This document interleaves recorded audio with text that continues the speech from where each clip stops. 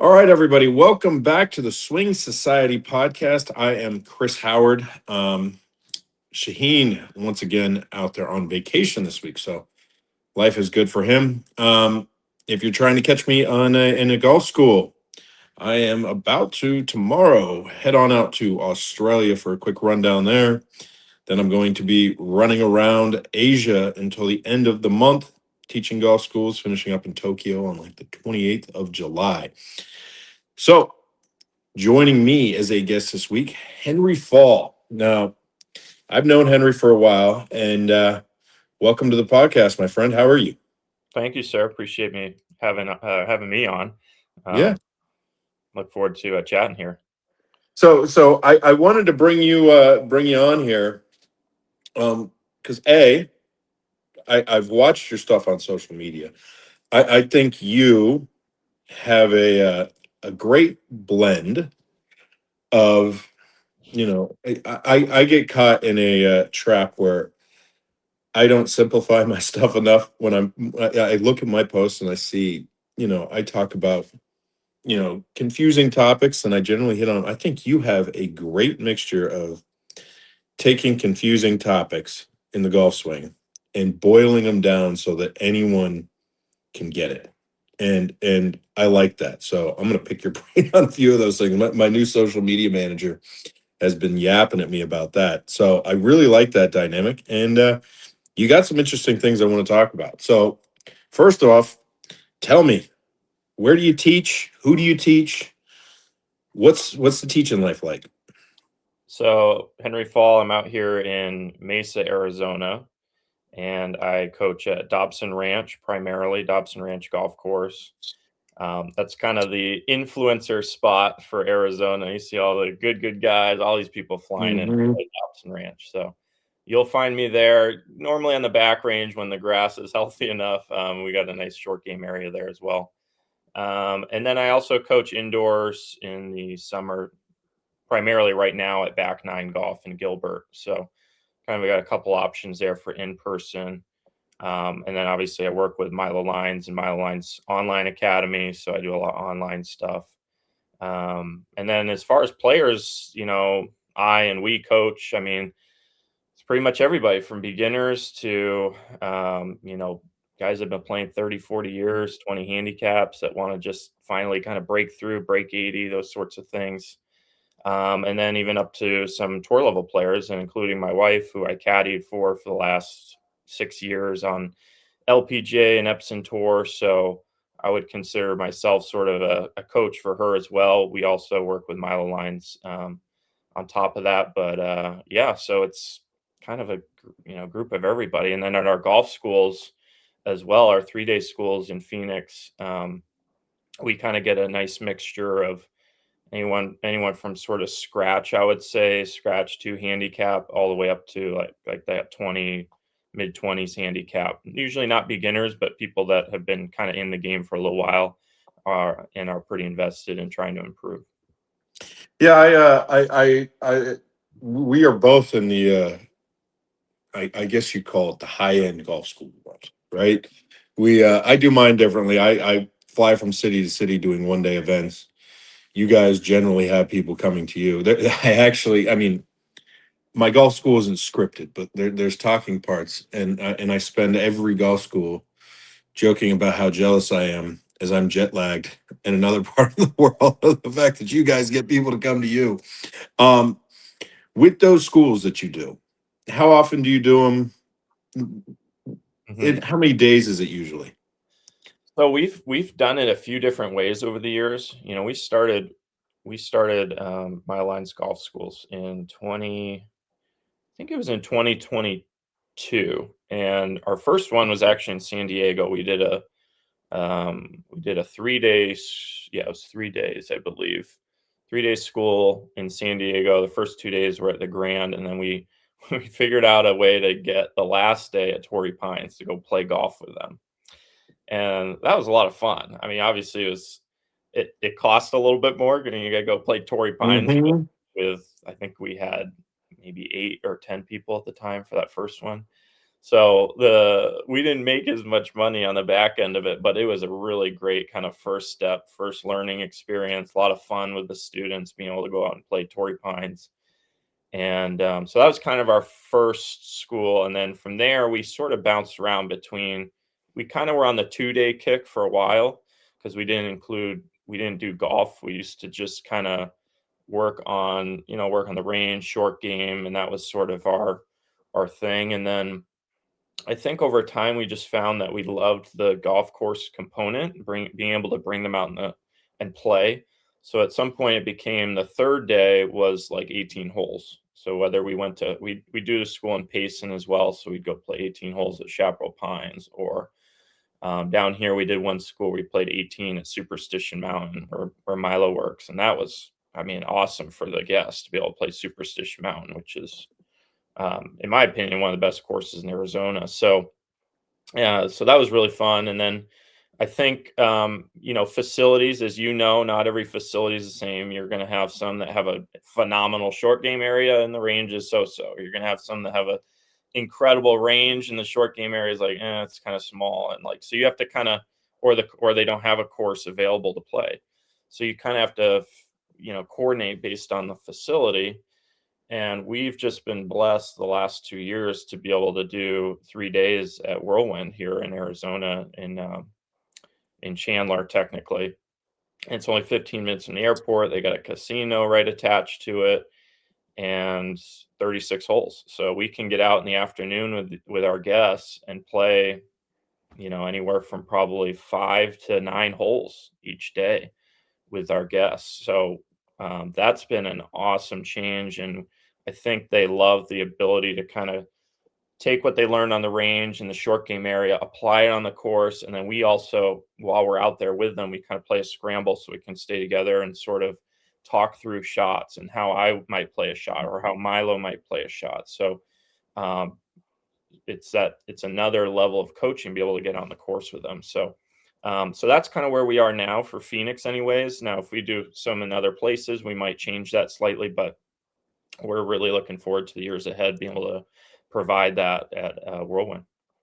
You talk about facility, and obviously, you guys don't do the traveling I do. I'll hit 120 cities a year. And with the current format I have, it's interesting. So I'm on my 10th anniversary tour, and the concept of my 10th anniversary tour is I'm going everywhere, right? I'm hitting cities like Shreveport, Jackson, Mississippi, Wichita's, Des Moines, all these places. And a lot of these smaller cities, I'm shocked. I can get 8 people to do a golf school at my price, which is great, but there's not a lot of course options, right? So you kind of take what you can get. And I like that you guys, with your format, you can kind of, adjust your format to the golf course. I've kind of had to build my format around the a concept of what a golf course will have. You want to work bunkers, right? How many golf courses actually have a practice bunker for you Yeah. to go use? So it's not like I don't want to. I want to give the same product to somebody who's in Tokyo or somebody who's in Jackson, Mississippi. I want to give them the same information I can. Um, at every event, but trying to plan a golf school around facilities can be tough. But you mentioned that you caddied for your wife. Hmm. Now, that's an interesting dynamic, and I've got a lot of buddies who have caddied LPGA, PGA Tour. What is it like caddying for your wife, and how often do you take the blame on a golf course when it goes wrong? Yeah. Yeah. I've gotten this question a few times over the years. So, so yeah, I started caddying for her in 2021.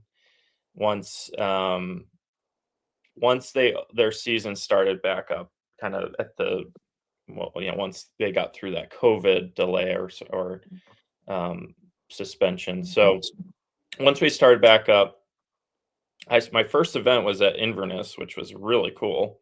I don't know if you've ever been there, and Toledo, Ohio. But that was a really cool event. It was a drive on, they called it. It was like a special event that the LPGA specifically put together. They didn't even really have sponsors. They just kind of whipped it together because they wanted to do something to get the season back going, right? With Hmm. and so that was kind of my, I was kind of thrust into it. I did caddy out of college. I went down to Florida and caddied for 2 winters at Old Marsh in Palm Beach Gardens. So, I had some familiarity, I guess, with the arena, but beyond that, like obviously my years of golf experience, I think have helped a lot. So that first event, she played she played really really well. The first round, she was 2 under in the top 10, and like just seeing her name on the leaderboard, like, and I'm like, whoa, this is really cool. And then the next day, it absolutely downpoured, and I think we shot like 78 or 9. And I was like, oh, and I'm like, I don't know what to do with the umbrella. Hmm. Like one of those days. And, it was just a grind. And then the third day we played with Lydia Ko. So that was pretty cool. My first event, like kind of getting in the mix of it. And then when we played with Lydia, like I'm with Dana, we're walking down the fairway and we're kind of, when you're playing with someone like Lydia, you kind of look over. You kind of like, what are you Sure. doing? So there was actually specific shots. I would talk to Dana and be like, because Dana and I had been dating for a while at that point already. We'd played together plenty of times. So we had a good sort of connection outside of our relationship on the golf course about how we play the game. And I think she put some trust in me being able to see that, like, okay, I'm a high level player myself. I can not only kind of talk the talk, I can walk the walk. And there was parts of my game that I think she saw that she didn't quite have. I think in the men's game, you'll find that they can be a lot of it's club head speed. They can achieve certain shots, get more spin, more creativity, more curvature. So there were shots I could hit, escape shots that she couldn't, and even out of the rough and things like that. So I think she saw that in me and like was open to listening and listening to some different ideas in the golf course.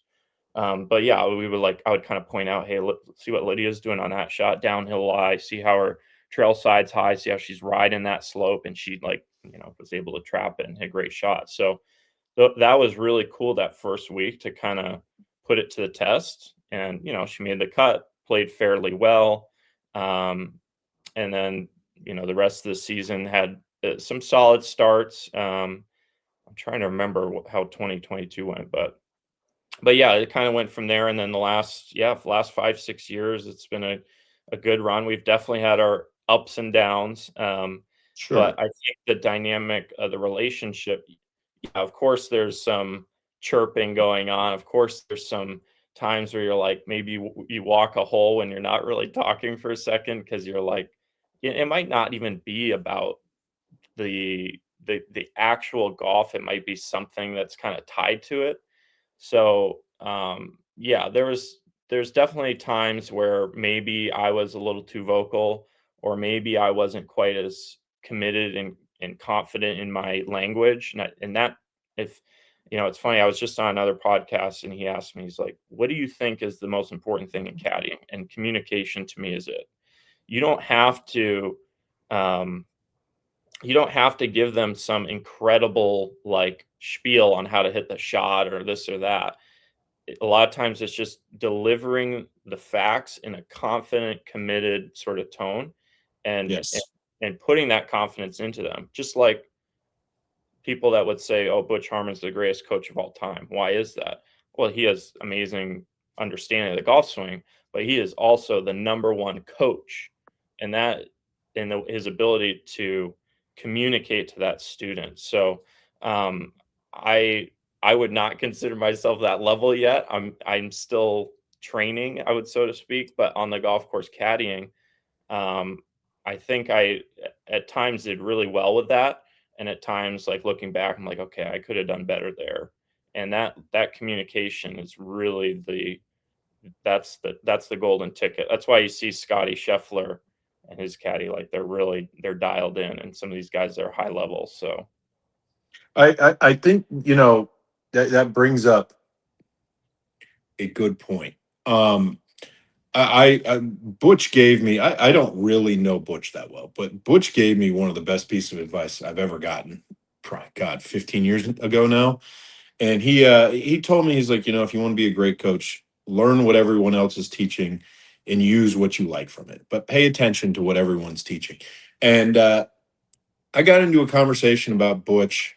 Somebody was sending me videos of Butch 20 years ago giving out some information that just goes against physics, right? It goes against, and this is from like 1998 or early 2000. And this is not a rip on Butch at all. This goes to show, Butch was arguably the best at understanding the golf swing with the information that he had, Mhm. right? And I'm sure in 20 years, people will look back at the information we gave out and be able to pick holes in that. We're doing the best with the information we have now. But I think Butch was the best coach, our best swing instructor, best coach, it, arguably of all time, because of his ability to get the best out of his players.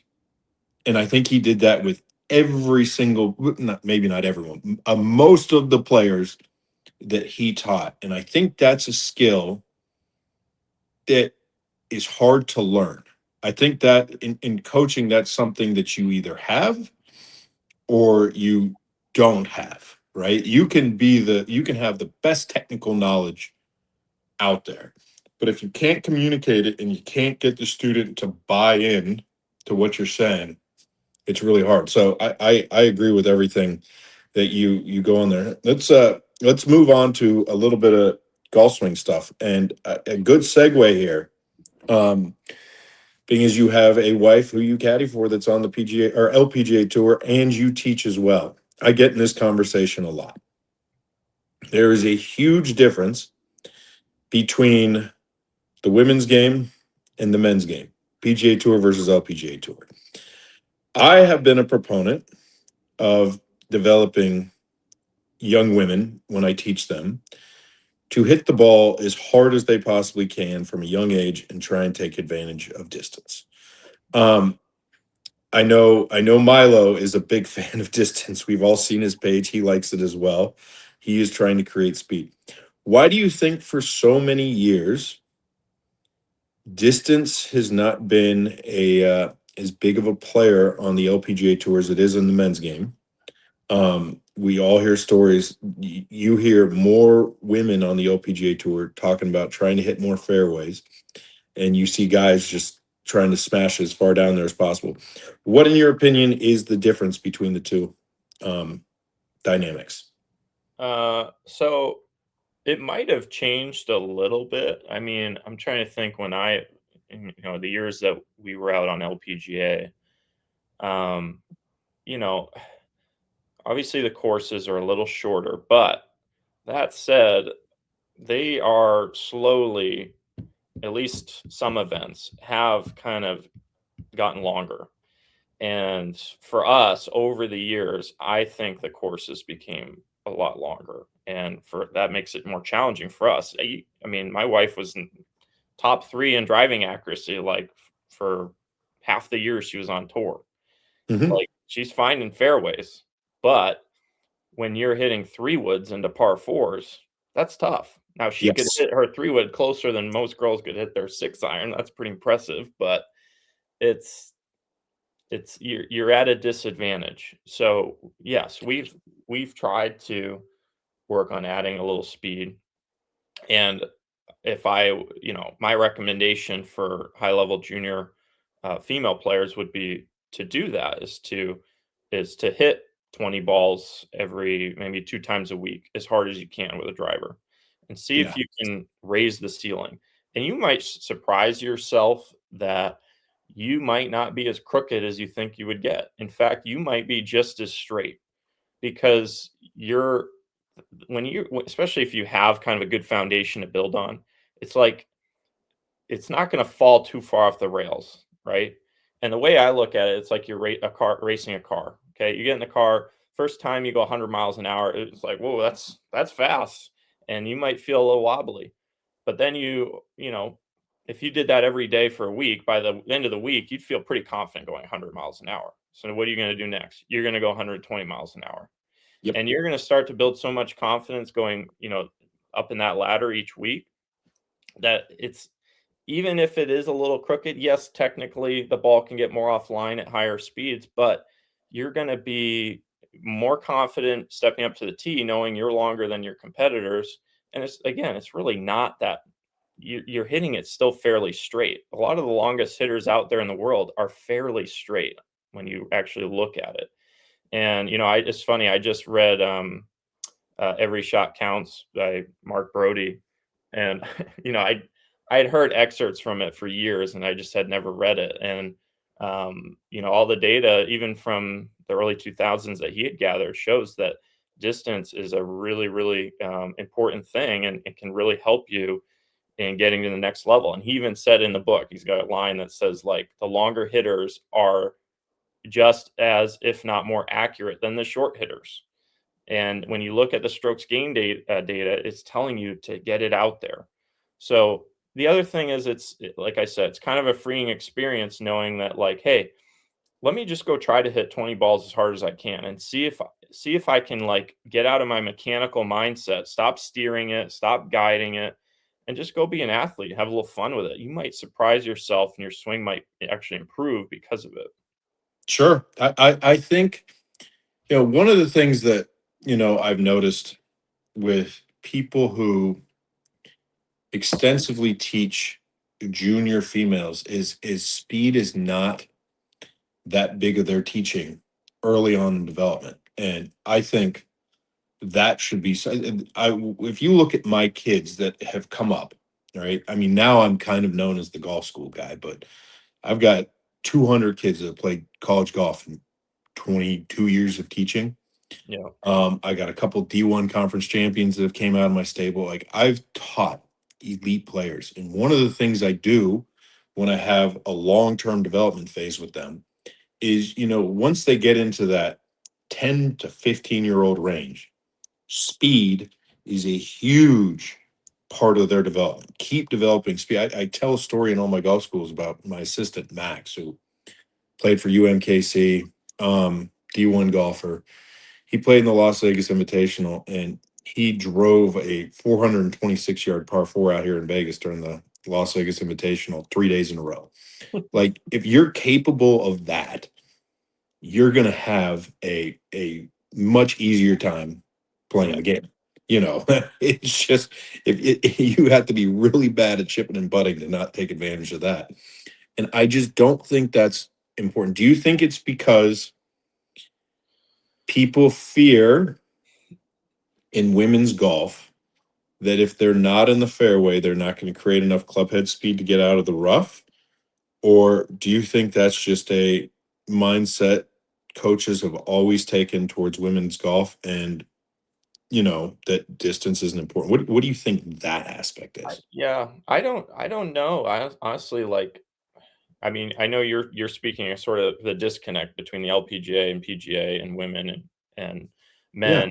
I I don't know that I'm not sure I saw a lot of that disconnect, honestly, on the LPGA. I certainly, it's a different type of game.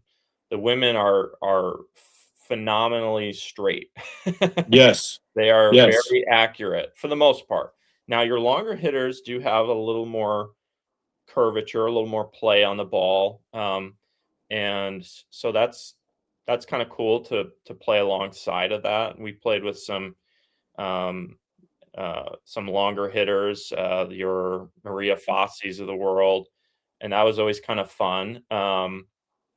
So that, to some extent, it's like you play with someone like that, it is a little bit more like what you would see on PGA Tour, perhaps, or at least like high level amateur players for on the men's side. So that's kind of interesting to play with someone like that. But yeah, a lot of on the LPGA, you get your mix, just like your PGA Tour. You get your Zach Johnsons, you get your David Toms, you get your, I don't know, who are some other guys that maybe aren't quite at the same level of a Bubba Watson distance wise, but they're Steve Stricker, right? So they're very rock solid, accurate, phenomenal with their wedges, right? Great short games. Sure. You get that on the LPGA as well, but with their club head speeds, yeah, they're not going to curve it as much. They're not going to create as much spin. They can't go up over a tree all the time. They can't.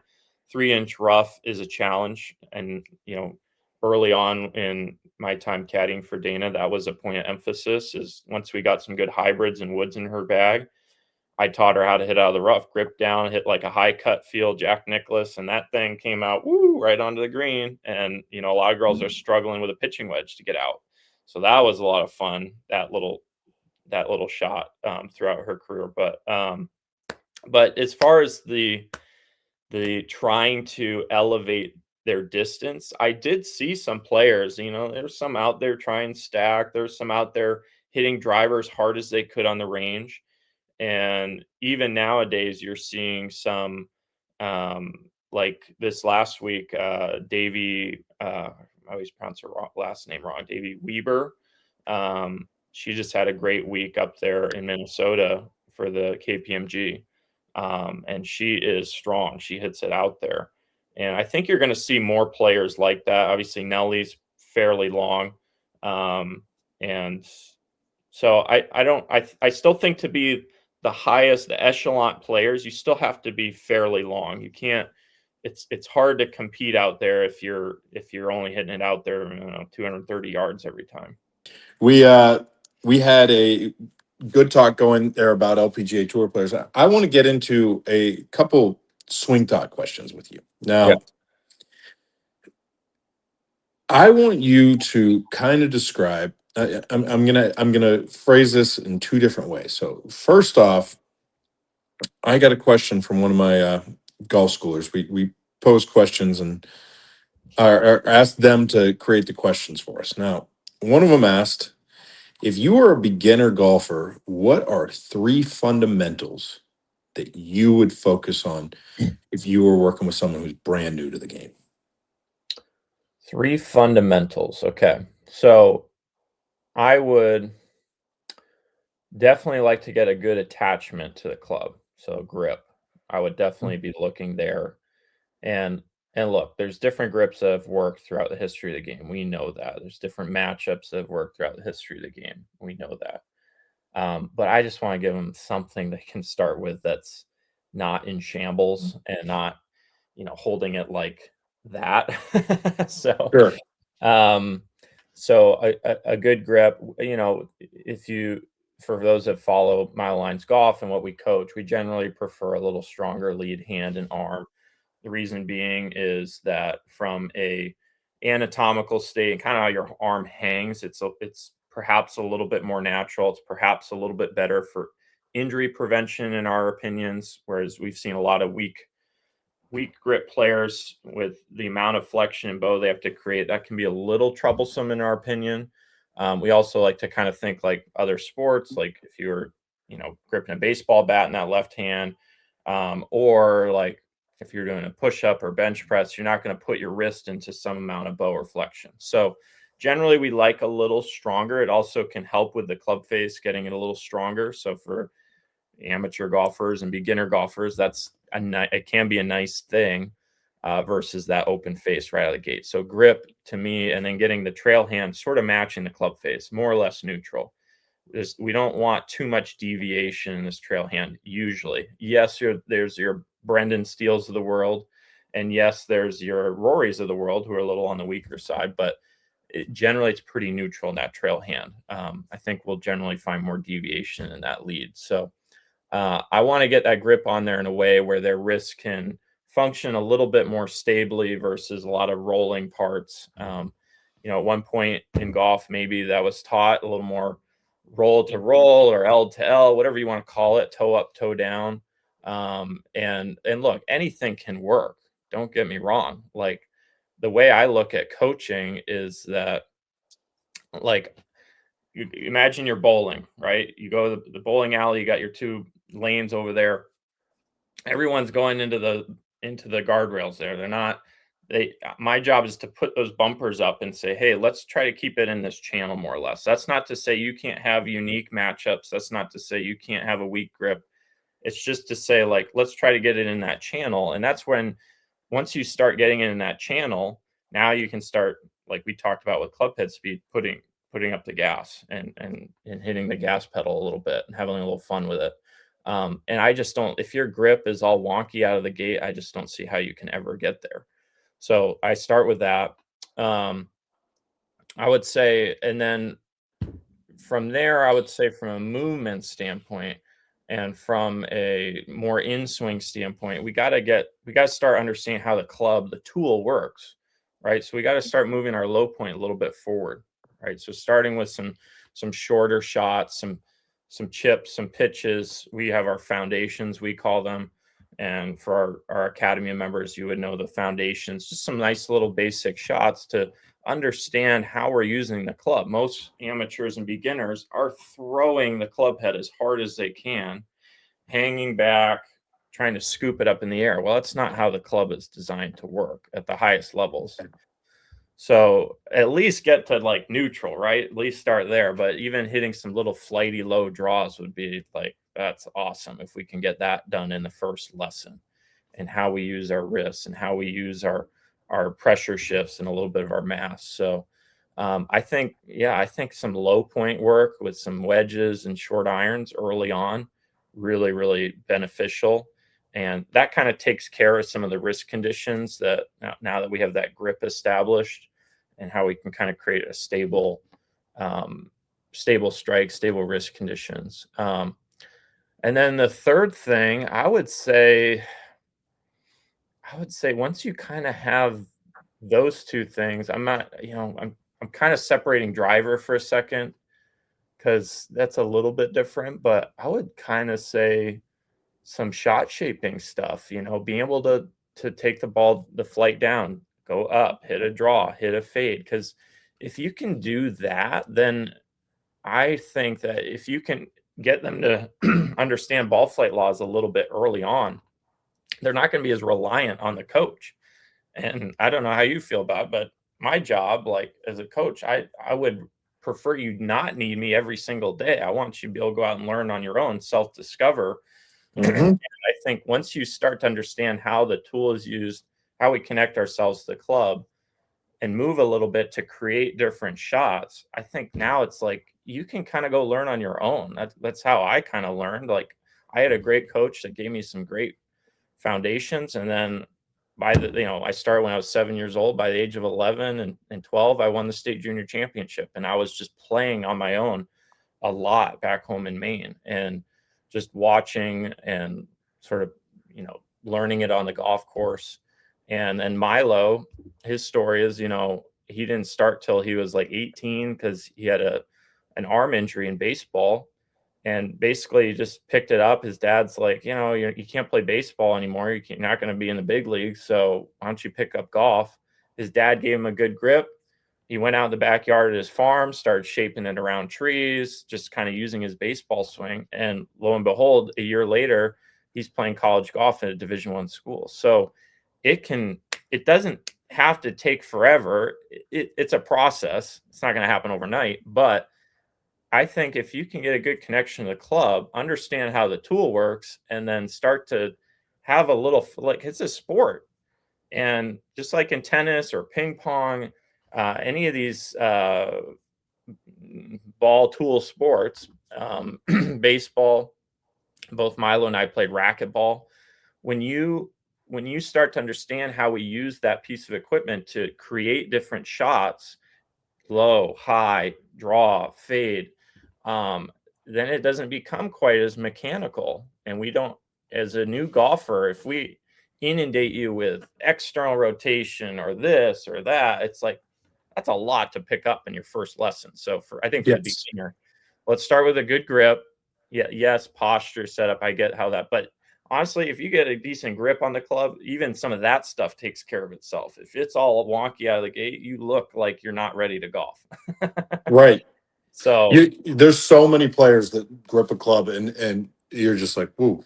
And you could go chase after balance points. You could go chase after, you know, anything, and it all gets down to the grip. So I couldn't. That actually led into my next question, which was going to be, how do you start teaching ball flight? But Yeah.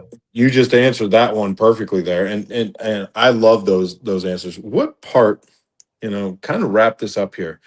What part of Maine are you originally from?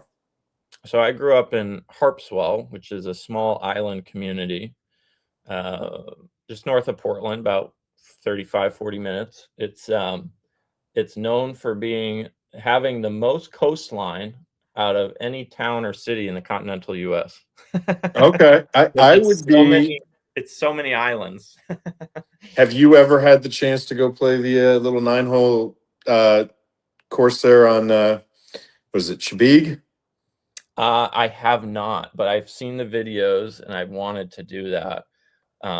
They're I tell you what, Maine golf and some of the experiences up there they're awesome. And have you done the Yes. school up there? We did an event in Portland this year, but my connection to Maine was we had a summer house on Shabig that we went up to every summer when I was growing up, and I would just play, you know, Yeah. 5 rounds of golf a day on that golf course, and I love that course because it's pure links golf, man. Like, you can tell that's how it was built, and that's what it was designed to be, and I absolutely love it. Cool.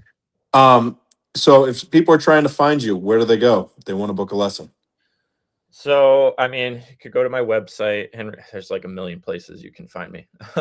You can go to my website, henryfallgolf.com. I have Instagram, Henry Fall Golf. I mean, if you just look up Henry Fall Golf, you're going to find me. You could also look up Milo Lines Golf. So I work with Milo, and that's how, for golf schools and our online academy, that's where you would find those things. But yeah, I mean, all socials. I have my own YouTube that I started back in like November of last year.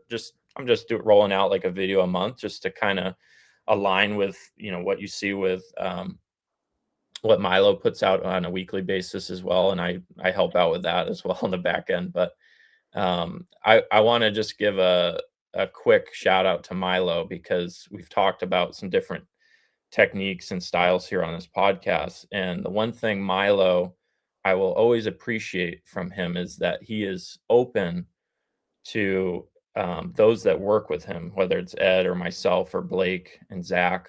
That's kind of our team. And Julia, actually, out in Italy. I got to mention Julia, former LPGA player. That we can kind of go on our own and discover things for ourselves and have our own philosophies.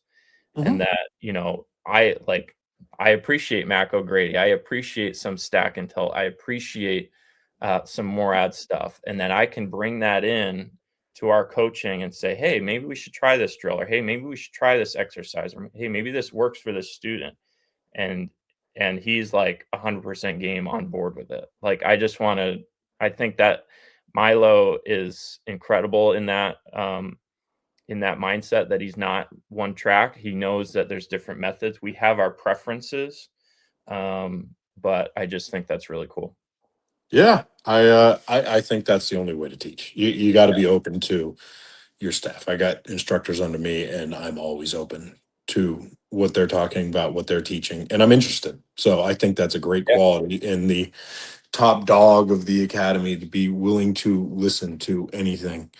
yeah. And if you close that off, then your academy ain't going to get better because Well, and like you said, we got to keep learning. We got to keep seeing yes, other things out there. And, I might not be reading a book a day like some of these people are, but I don't know if I have time for that. But I try to keep my eye out there. Obviously, I'm on social media a lot, so I'm seeing different drills, different exercises. Like that's really cool. Like, hey, maybe I'll try that. And it might be from people I might, maybe I disagree with on certain philosophies, but I just think and I also don't like to talk bad about other coaches online. I just don't. I might pinpoint certain movements I don't appreciate, but I'm not going to tag them and say, "Oh, I don't like what you coach." sure, Like, sure, again, I look at coaching like that bowling lane. And to me, whatever gets that student sort of in that lane and lets them go be free and play committed, fun golf, I'm all for it. So if your student, if you want to be back to target, if you want to drop your arm, if it's working for you, what am I going to say? What am I Sure. going And to? everyone has different feels and everyone is different. So Yeah. that's amazing. Well, I greatly appreciate you taking the time to talk to me and deal with that little technical delay there. Yeah, no The end of worries. the podcast is going to look weird with my camera like this, but Oh, no, no, you're right. we had a great conversation. So if you guys are ever in Arizona looking at a golf school around the world, check out Henry. I have an immense amount of respect for the stuff you post, the stuff you teach. It's amazing. Always an interesting conversation with you, my friend. If you want to book a golf school with me, ChristopherHowardGolf.com. Thank you very much for joining us, and hopefully we see you next week. Thanks for having me on.